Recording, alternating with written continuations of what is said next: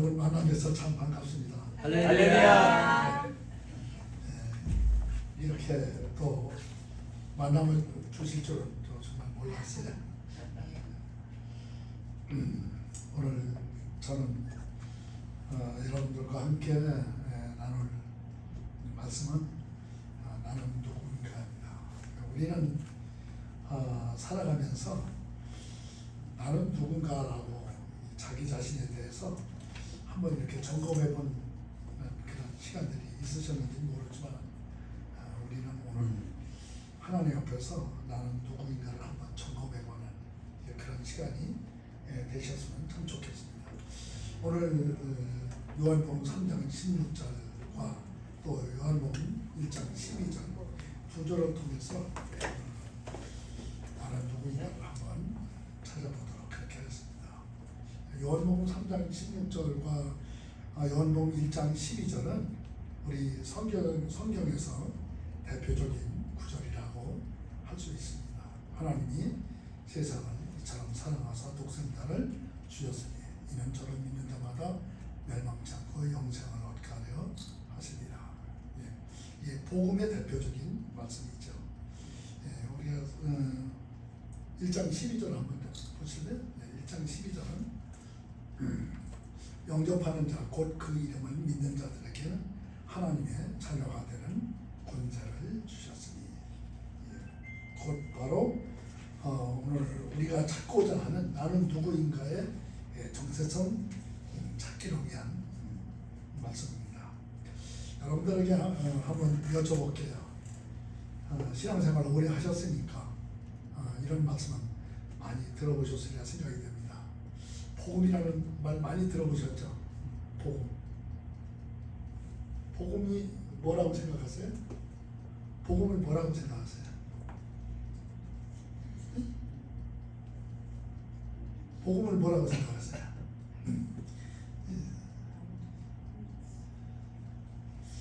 이 교회에서 성도들한테 한번 여쭤봤어요. 예, 성도가 많은 대형 교회에서도 한번 여쭤봤어요. 복음이 뭐냐고. 예, 교회 생활을 30년, 40년, 50년 했어도 복음에 대해서 정확하게 아는 분이 별로 없더라는 거예요. 예, 뭐 이구동성으로 뭐 하나님 말씀, 뭐 하나님 뭐 이렇게 말씀하시는데 성경은 복음에 대해서 분명히 얘기해 주십니다. 마가복음 1장 1절을 한번 보시겠습니다. 마가복음 1장 1절. 예. 복음이 뭐냐면요, 하나님의 아들 예수 그리스도의 복음의 시작이다. 예. 성경 66권이 다 예수님의 이야기지만은 이 복음이라는 단어를 사용하는 것은 신약에 와서 처음으로 복음이라는 단어를 시작하는데 그것이 마가복음 1장 1절이에요. 그리고 마가복음 1장 1절을 통해서 성경은 우리들에게 많은 것을 가르쳐주고 있지만 그 중에서 한번 생각해 볼 것은 복음을 통해서 나는 누구인가가 발견이 된다는 겁니다. 나는 누구인가? 복음.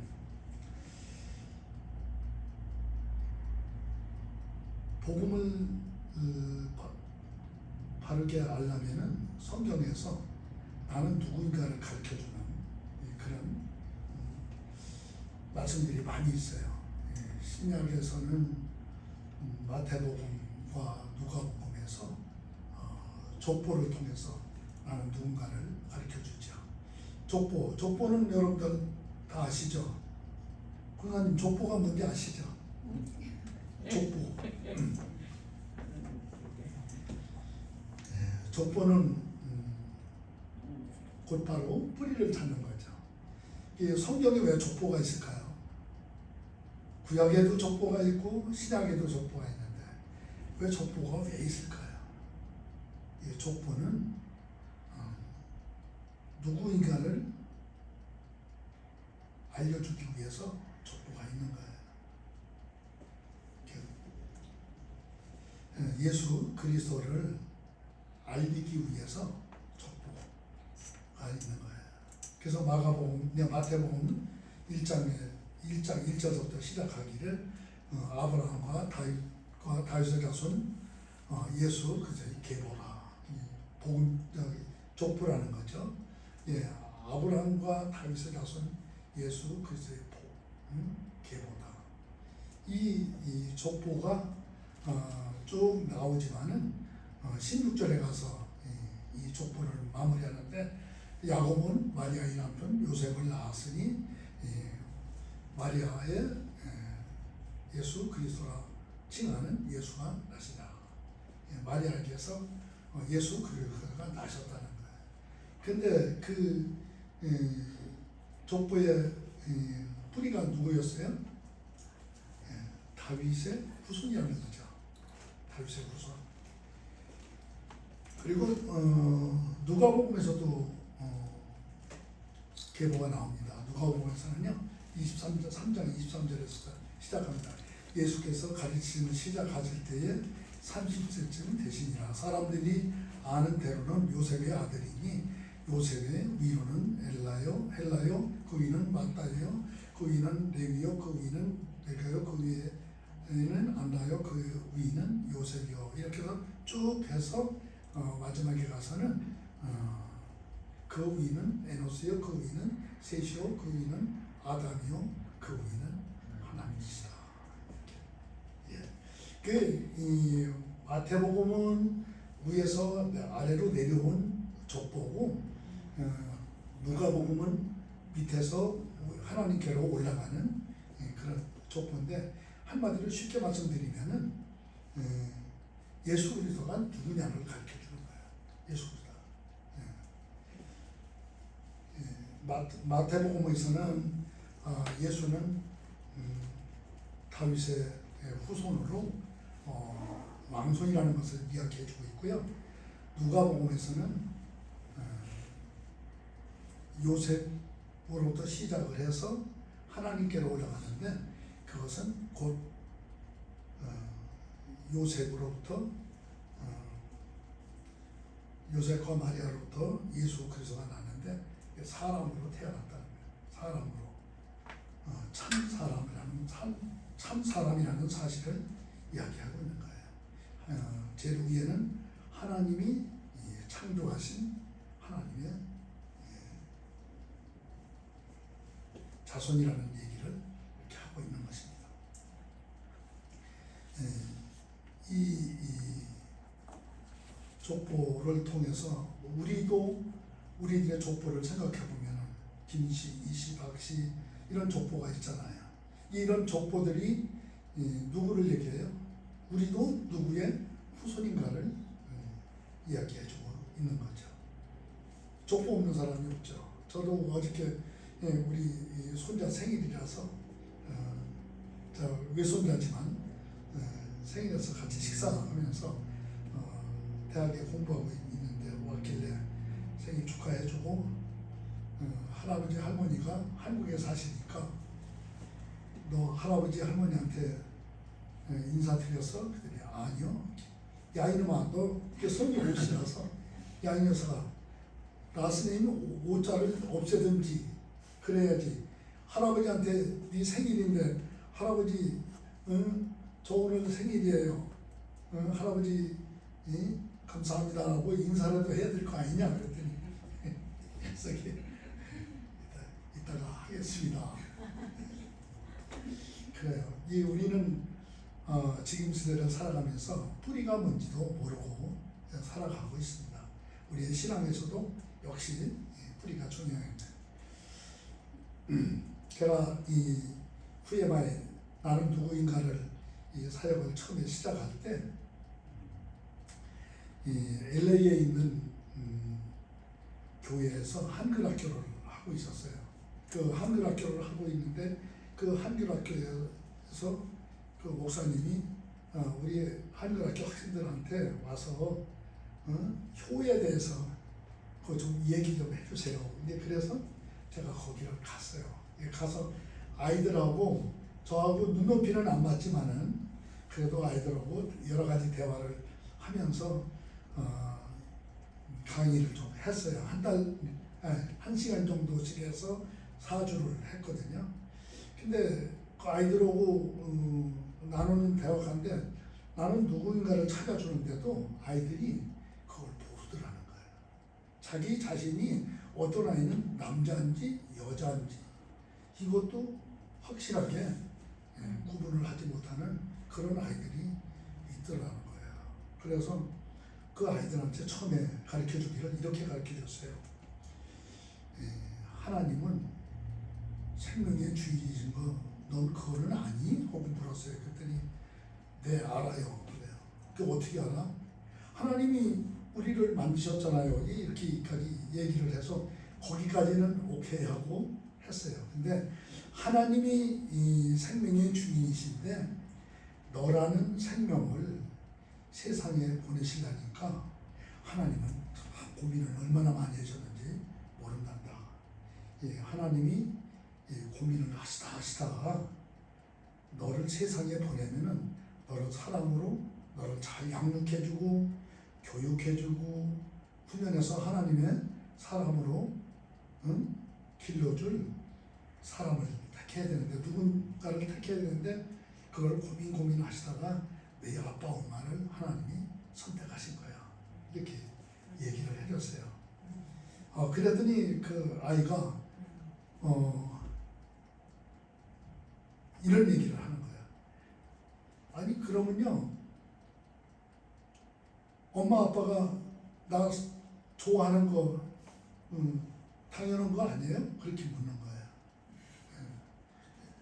당연하지. 왜냐하면은 네 엄마 아빠가 너를 사랑을 해주는데 그냥 사랑이 아니라 하나님은 사랑이시기 때문에 하나님이 그 사랑으로 너를 사랑해 주라고 너를 세상에 보내신 거야.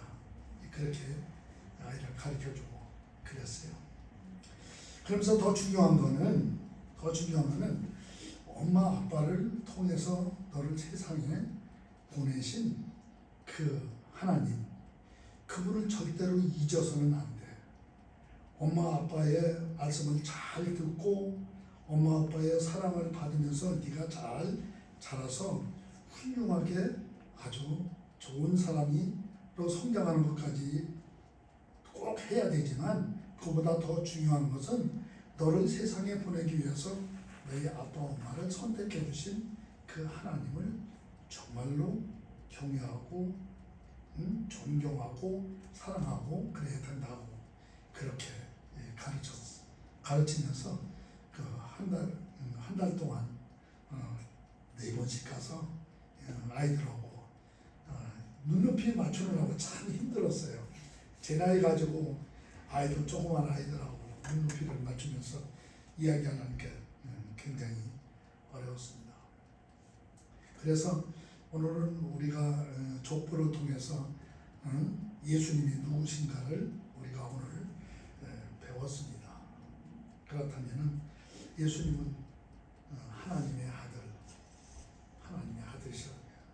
그리고 하나님은 참 아들이시면서도 사람이시라는 거예요. 참 사람으로 세상에 오셔서 요한복음 3장 16절에서 말씀하신 대로 하나님이 세상을 사랑하셔서 독생자 당신의 아들을 우리를 위해서 아낌없이 우리를 위해서 보내주셨다는 거예요. 그분을 통해서 우리가 구원받고 그분을 통해서 우리가 하나님의 자녀가 되는 그 놀라운 축복을 받게 되었습니다. 그래서 오늘 요한복음 1장 12절에서 말씀하는 대로 영접하는 자, 그 이름을 믿는 자들에게는 하나님의 자녀가 되는 권세를 주셨다. 그 이름이 예수 그리스도예요. 하나님의 아들 예수 그리스도를 믿는 사람에게는 그 이름을 영접하고 믿는 사람에게는 하나님의 자녀가 되는 권세가 주어집니다.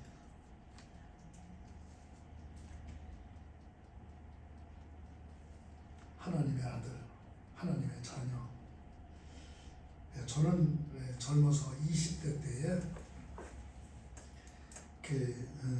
이병철 씨 집에서 이병철 씨를 경호하는 일을 했었어요. 그때 이제 20대 때입니다. 예, 그런 했는데 그때는 지금은 경호라는 단어를 쓰지만 그때는 경호라는 단어가 아니고 세상 말로 똥개라고 그랬어요. 똥개. 지킨다고 그래서 똥개라고 별명을 그렇게 했거든요. 그런데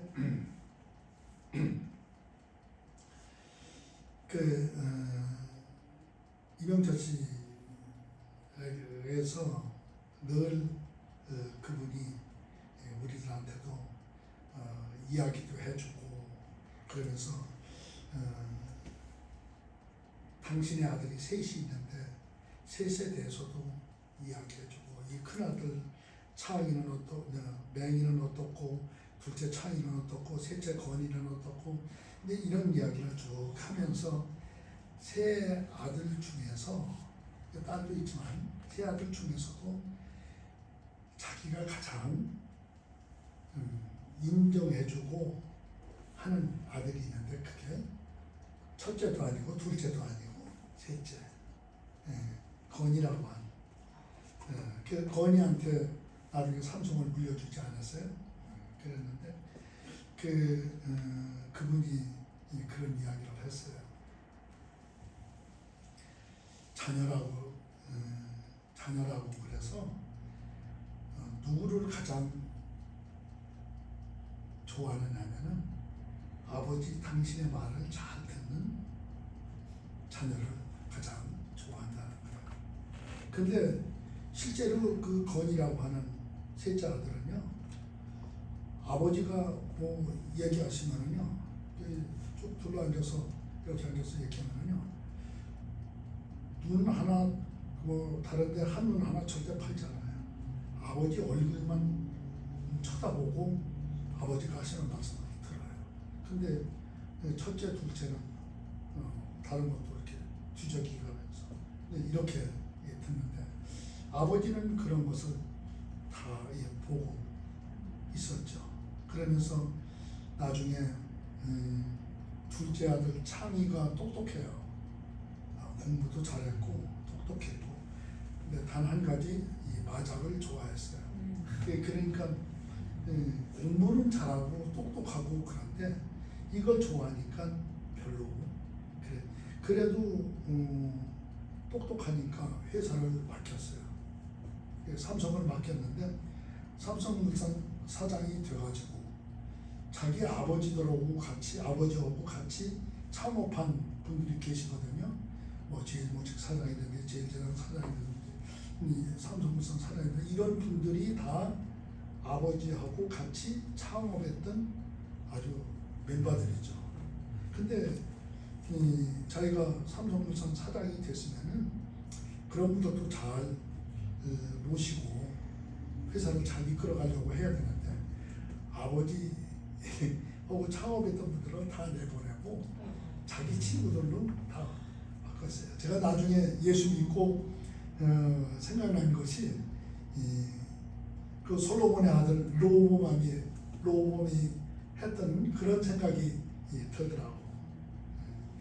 그래서 그 둘째 아들은 한 3년인가 4년인가 사장직 하다가 아버지가 다 바꿔치기 했죠. 안 되겠다. 그렇게 됐는데 우리는 누구의 자녀라고 하는 사실에 대해서 우리는 확실한 그런 확인이 돼야 됩니다.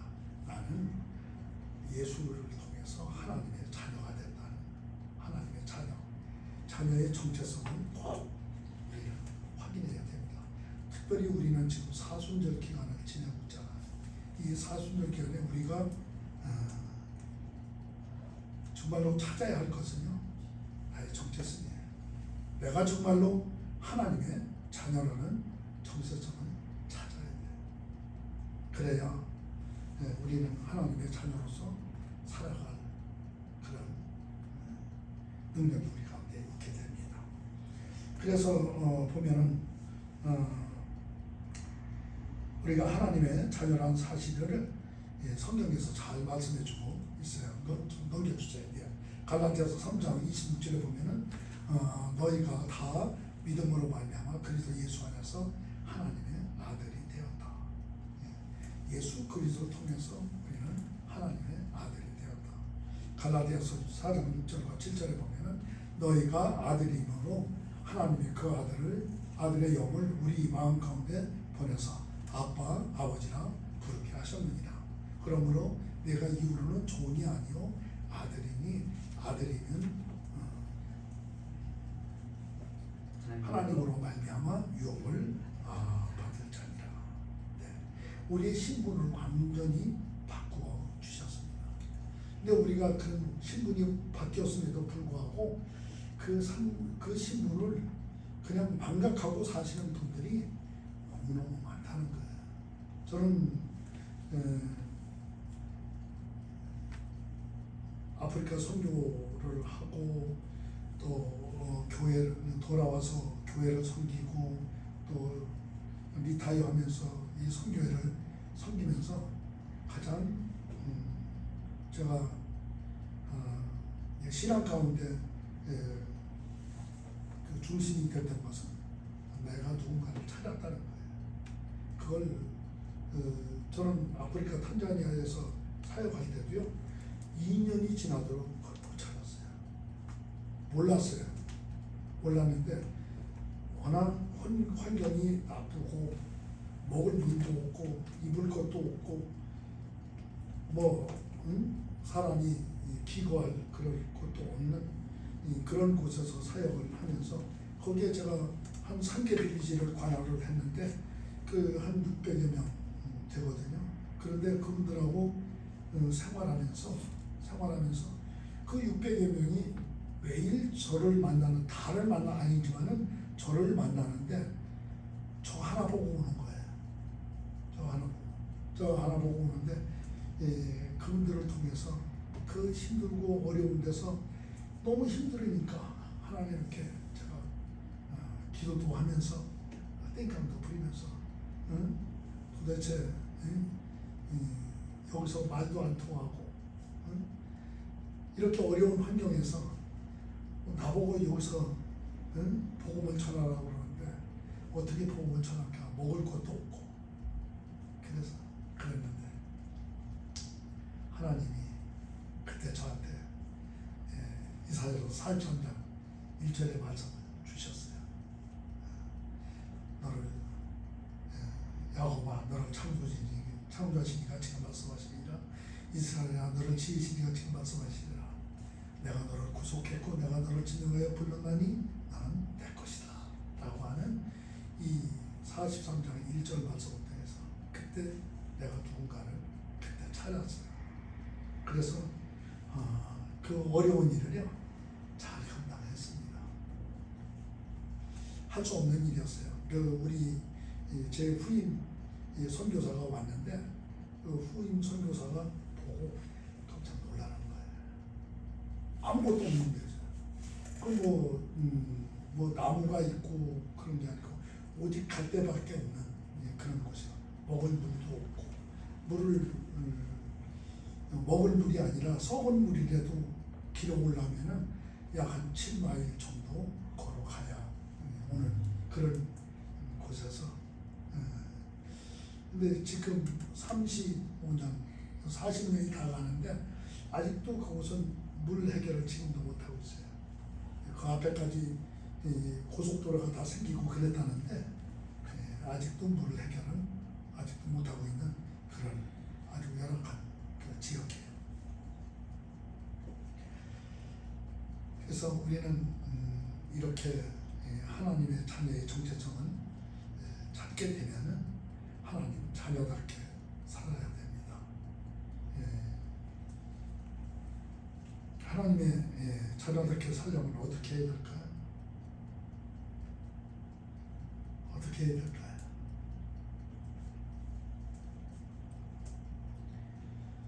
우리가 바른 가치관을 가지고 그러고 살아야 돼요.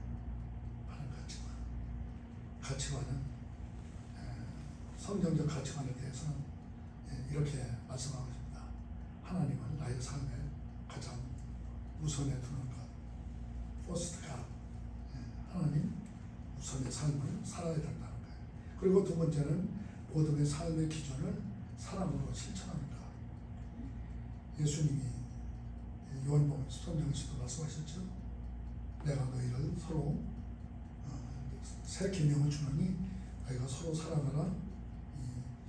이 계명을 우리에게 주노니 서로 사랑하라고 우리 주님은 그렇게 말씀해요. 사랑의 실천의 삶을 살아야 된다는 거죠. 그리고 변하지 않는 진리, 정직과 성실, 진실이에요. 제가 이 선교회를 섬기면서 가장 어려운 것이 이 정직이에요. 정직과 성실, 진실. 왜냐하면 같이 협력해주는 장로님이나 또 집사님, 안수 집사님이나 이런 분들이 오셔서 섬겨주겠다고 오셨는데 오셔서 우리가 하나님의 자녀라고 그러면은 첫째는 정직해야 된다. 둘째는 성실해야 된다. 셋째는 진실해야 된다. 그걸 늘 강조하거든요. 근데 그것 때문에 여기 오래 정착하지 못하고 다 떠나셨어요. 한 분도 남아 계신 분이 한 분도 없습니다. 왜 그래요? 그분들이 하고 계신 사업장에서 정직하지 못하다는 거죠. 그리고 두 번째로는 성실할 수는 있지만은 두 번째로는 진실이 없다는 거예요. 진실이 여러분 진실이 있어요, 없어요? 있어요. 예? 있죠. 그렇죠? 어떻게 알아요? 진실을 어떻게 알아요? 진실은 말과 행동으로 알 수 있어요. 그렇죠? 말 한마디를 해도 그 사람이 정말로 진실로 하는 말인지 그 말 속에 진실이 담겨 있는지 아닌지를 우리가 알 수 있잖아요. 행동도 마찬가지. 우리가 그냥 사랑합니다 하고 손잡고 인사는 했는데 그게 건성으로 하는 인사인지 정말로 마음에 뜨거움이 있어서 사랑한다고 그렇게 행동에 옮기는 건지 알 수 있잖아요. 그래서 우리는 진실해야 돼요. 사람 앞에도 진실해야 되고 하나님 앞에서도 진실해야 됩니다. 우리가 오늘 예배를 드려도 이 예배 가운데 진실함으로 드리는 예배가 돼야 될 줄로 믿습니다. 그리고 영혼을 가서 더 중요하게 여기는 것, 보이지 않는 것. 우리 믿음의 기초는요, 보이지 않는 것을 믿는 것을 믿음이라고 하는 거예요. 제가 양로병원에 예배를 오랫동안 한 30년 지금도 하고 있어요. 근데 양로병원에서 가끔 겪는 거예요. 그게 뭐냐면 당신들이 하나님은 다 믿는다는 거예요. 근데 못 믿는 게 딱 하나 있어요. 그게 뭐냐면 동정녀에게서 성령을 잉태된 것을 못 믿겠다는 거예요. 여기 계신 분은 다 믿으시죠? 네. 당신이 하나님이 만물을 지으시고 저 보이는 저 나무도 하나님이 지으시고 이런 것들은 다 하나님이 지으신 줄을 그거는 믿는데 동정녀에서 남자를 모르는 동정녀에서 아이를 낳았다는 것은 나는 도저히 믿을 수 없습니다. 이런 분들이 가끔 계세요. 못 믿겠다고 그래요. 그게 그분한테 그래요. 그게 믿어져야 그게 믿음의 첫걸음이라고. 그게 안 믿어지면은 하나님이 아무리 만물을 지으신 것도 믿는다고 해도 그건 믿음이 아니고 그거는 당신 혼자 생각이라고. 그리고 눈에 보이지 않는 죄가 예수 그리스도의 보혈의 피로 씻겨졌다고 그러는데 그걸 어떻게 믿겠느냐고. 동정녀에게서 태어난 하나님의 아들 예수 그리스도를 믿는 믿음이, 그것을 믿을 때에 내 죄가 예수의 보혈의 피로 깨끗하게 씻어진다. 이렇게 설명을 해주곤 합니다. 그래서 성경적인 가치가지는 우리는요, 하나님의 중심, 또 사랑의 중심, 또 진리의 중심, 그것이 삶의 기준이라는 게, 제가 우리가 청소년 쇼크리기 그림 공모전을 지금 준비하고 있거든요. 4월 25일 날 우리가 시상식을 하는데 그 아이들한테도 이런 정체성 찾기를 통해서 이런 바른 가치관을 가지고 성장할 수 있도록 돕기 위해서 그런 일을 하고 있는 겁니다. 그래서 요즘 우리는 우리 아이들이나 자녀들 이렇게 보시면 아시겠지만 요새는 인공지능으로 인해서 자기 정체성이 정말 혼란하잖아요. 뭐 목사님들도 AI 가지고 설교 준비도 한다고 그러는데, 그러니 우리 청소년들이 얼마나 그 인공지능을 통해서 자기 자신을 찾을 수 있겠어요? 못 찾아요. 그래서 우리는 이렇게 정체성 찾기를 하고 있는 겁니다. 시간이 많이 갔지만 제가 한 가지만 더 여쭤볼게요. 여러분들이 하나님의 자녀라고 한다고 그러면은 하나님이 자녀들에게 주신 계명이 있거든요. 그 계명이 십계명이에요. 십계명인데 십계명이 어려운가요? 쉬운가요? 어려워요? 쉬워요? 예배를 많이 드려보셔서 잘 아시겠지만 한번 얘기 한번 해보세요. 어려워요? 저는 어렵지 않다고 해요. 쉽다고 해요. 하나님이 당신의 자녀들에게 어려운 걸 하라고 시키겠어요? 아니, 우리 권사님이 그 전에 자녀들을 키울 때 자녀들 보고 어려운 거 하라고 그랬어요. 안 시켰죠. 쉬운 것만 하라고 그랬죠. 어려운 건 내가 하고 쉬운 거는 아이들 보고 하라고 그러셨죠. 그래요. 마찬가지로 하나님도 당신의 자녀들에게 어려운 걸 하라는 게 아니고 쉬운 것을 하라고 합니다. 그 십계명이 8계명은 다 하지 말라예요. 다 하지 말라예요. 근데 두 계명은 하라예요. 두 가지 하라는 계명만 잘 지키면은 우리는 하나님이 하라고 한 거를 다 할 수 있어요. 그 제가 경험자예요. 안식일을 지키라. 그리고 내 부모를 공경하라. 하나님과의 관계에서 안식일을 지키는 것. 안식일만 잘 지키면은요. 안식일을 잘 지켜서 하나님께 정말로 마음을 다하고 뜻을 다하고 소통을 다해서 예배드리는 사람이 가서 다른 신을 만들겠어요? 다른 신에게 절하겠어요?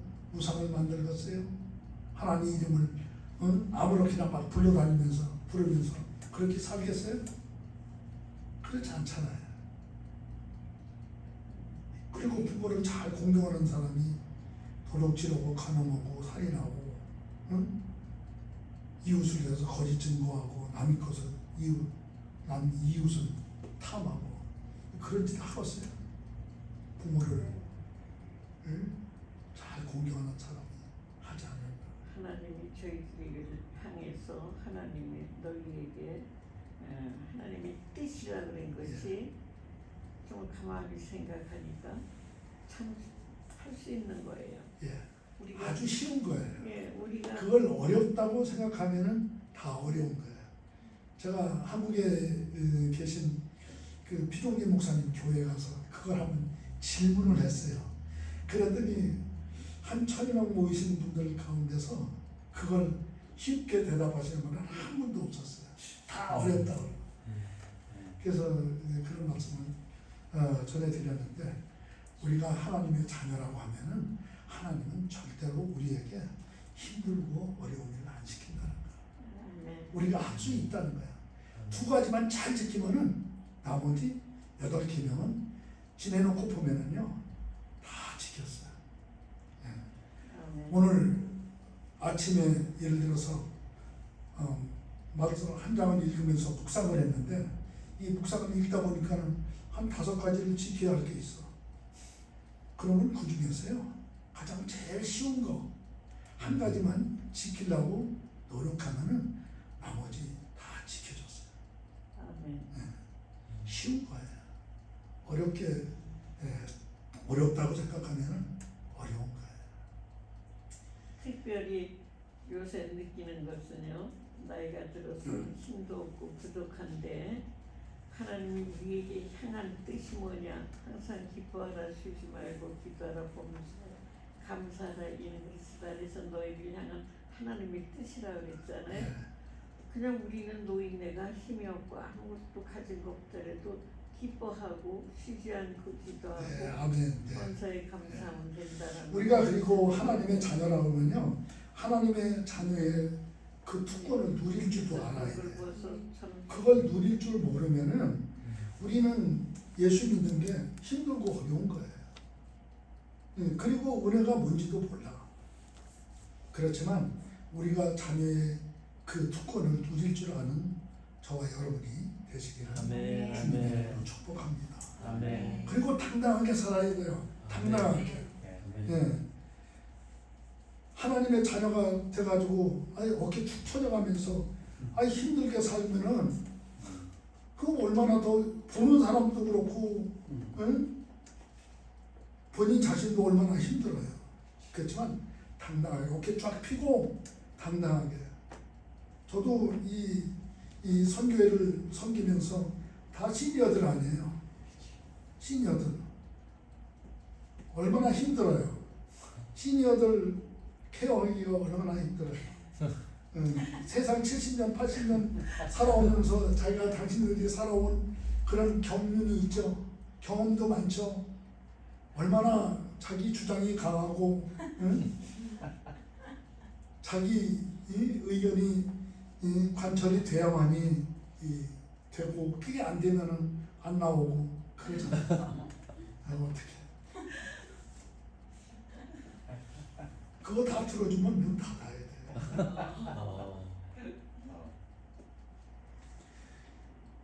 그리고 저보다도 나이가 더 드신 분도 3분이나 계시고, 그런데도 그분들이 저 따라오잖아요. 따라오는 이유 중에 첫째는요, 저도 그분들과 마찬가지로 저도 육신의 연약함이 있어서 힘든 때가 많이 있어요. 그래도 저 그분들한테 그런 거 안 보여줘요. 안 보여줘요. 어제 그저께도 옥수나도 가서 그 다육이 심을 화분 2팔레 치러 왔어요. 운전해가지고 벤차 2대가 가가지고요, 가고 오고 6시간 운전해서 하였어요. 그분들이 제가 그렇게 하는데 안 따라와요? 그분들한테 제가 솔직히 얘기했어요. 내가 내 몸도 잘 가누지 못하고 내가 늘 당신들 앞에서 부정적인 얘기나 하고 그러면은 당신들이 나 따라오겠느냐고. 안 따라온다는 거죠. 그래도 제가 그분들한테 절대로 부정적인 얘기 안 합니다. 제가 교회 할 때도 그랬어요. 벽에다 써 붙였어요. 우리는 부정적인 얘기는 절대로 하지 말자. 써붙였어요. 안 했어요. 아멘. 우리는 부정이라는 것은요, 우리를 힘들고 어렵게 만드는 것이 부정이에요. 예. 우리 예수 믿는 사람이라고 하면은 절대 부정적인 말을 하거나 행동을 해서는 안 되는 거예요. 우리가 예수 믿는다고 하면은 정말로 예수 믿는 사람답게 우리가 세상을 살아야 된다는 거예요. 그래서 그런 말도 있잖아요. 우리는 성경을 읽지만 세상은 우리를 읽는다. 우리는 성경을 매일 읽잖아요. 그러면서 말씀을 우리가 읽으면서 하나님의 말씀대로 살려고 노력하지만은 노력하는 나를 통해서 세상은 나를 보고 있다는 거예요.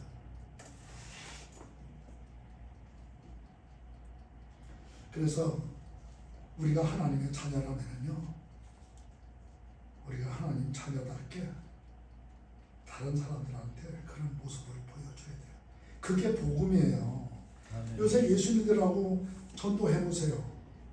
전도 되는가요? 안 돼요. 제일 쉬운 방법은요, 삶으로 복음을 전하는 거예요. 삶으로. 예수 믿는 사람이 정말로 저 사람은 예수 믿는 사람 같아. 이런 소리를 들어야 돼요. 그래서 우리들의 얼굴에서도 예수님의 얼굴이 보여질 수 있도록 우리는 그렇게 살아야 돼요. 그리고 우리들의 삶의 현장에서도 겉만 예수 믿는 사람이 아니라 실제로 정직과 성실과 진실한 삶을 통해서 예수님의 삶을 우리가 보여줄 수 있어야 돼요. 힘들고 어려운 사람이지만 도와줄 줄도 알고 그들을 만나면은 기도해 줄 줄도 알아야 돼요. 예수 안 믿는다고 해서 저 사람 아파, 힘들고 어려워. 근데 그 얘기만 듣고 그냥 가만히 있는 게 아니라 그 사람이 예수 안 믿어도 그 사람 붙잡고 금방 붙잡고 기도해 줘 보세요. 그 사람의 마음이 금방 감동이 돼서 고맙습니다, 감사합니다, 금방 그런 소리가 나오는 거예요. 그래서 복음은 전해져야 되는 거예요. 그래서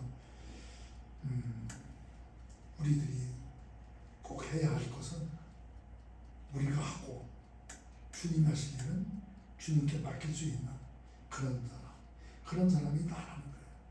내가 누군가 하나님의 자녀는 거예요. 내가 하나님 자녀라고 한다면은 하나님 자녀답게 해야 돼요. 하나님 보고 이것도 해주고 저것도 해주고 다 해달라고.